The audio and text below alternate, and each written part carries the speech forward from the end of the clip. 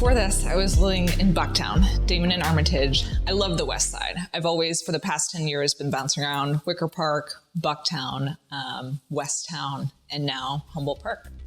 But if we put that in combo with my obsession for church conversions, I've always kind of had this thing. And I remember saying, oh no, because I found my dream house 5 years too early. So I emailed John at Grafft, whatever. And I was like, all right, I'll probably hear back in like 2 days. And I think within the next 15 minutes, John had emailed me back and I was like, this is it. This is happening. So here's the thing. I don't know how many people buy homes on a whim, but I had nothing. I didn't walk into this with a budget, with a broker, with anything. But in that conversation with John, first of all, it just felt right. I felt very comfortable. I could ask him the right questions. I didn't have my own agent. John was the listing agent. But I immediately felt like he was being honest. He was being truthful. I didn't have to worry about both sides. And he set me up with everything else. He told me how the inspection process was going to work. He gave me the number of a mortgage broker that I was able to talk to in the next 5 minutes and had a great experience with her. So I was just really teed up from the get-go from this place, which is my dream home, as well as John being the listed agent. I just feel like from then on, everything was easy.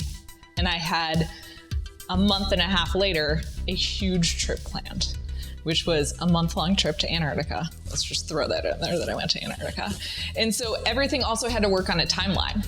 Everyone had to like work on this. And it was like, do we try and get everything done before? Do I buy a home in 6 weeks? But everyone was so easy and they were like, you know what? Let's get all the paperwork done.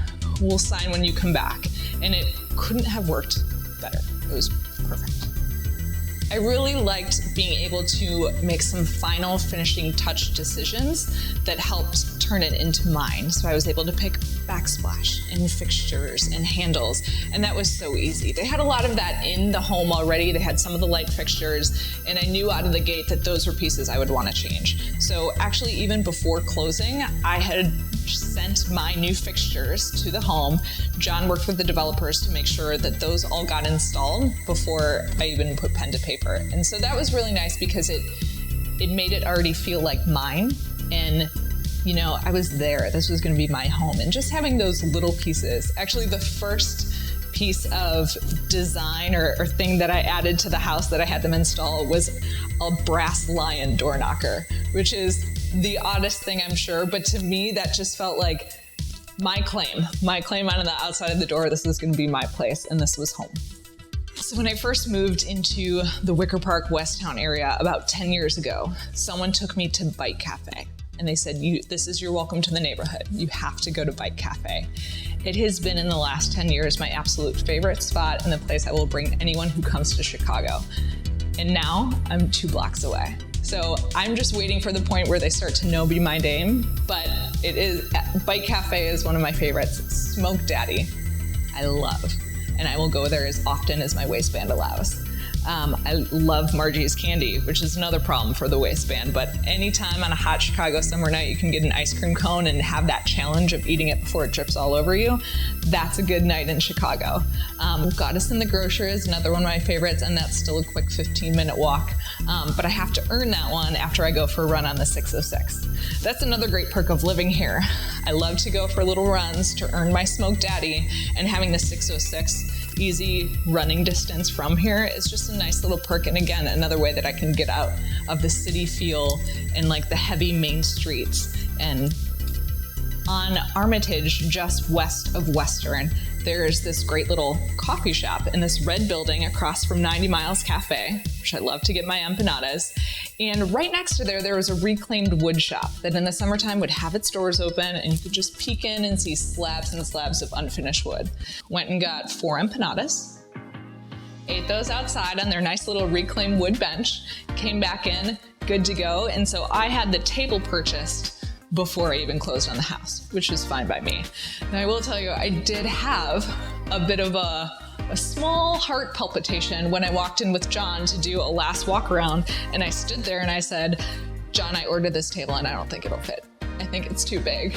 And so I pulled up the specs and John and I, he of course had his measuring tape because he never goes anywhere without it.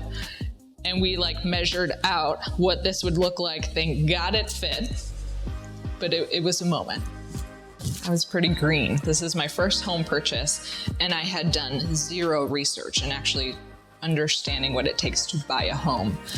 So when I walked in, John was the selling agent, and he asked me if I had a real estate agent. I hadn't worked with anyone before, and I gave him the most nonchalant, no. And he said, all right, then I'm in. Here's the other nice thing about working John as the single agent for both the seller and me as the buyer.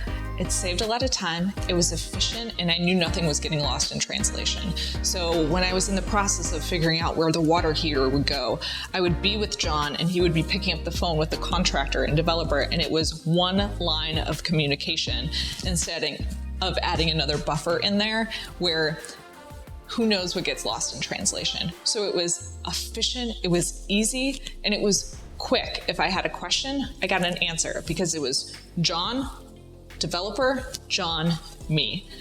Also, it really helps that John is incredibly prompt. Every text, every phone call, any email, he's always on top of it and making sure that, again, first time home buyer, this is kind of scary. And that was very reassuring just to have answers to my questions, or at least, hey, I'm on it, I'll look into this for you in a very prompt, responsive manner.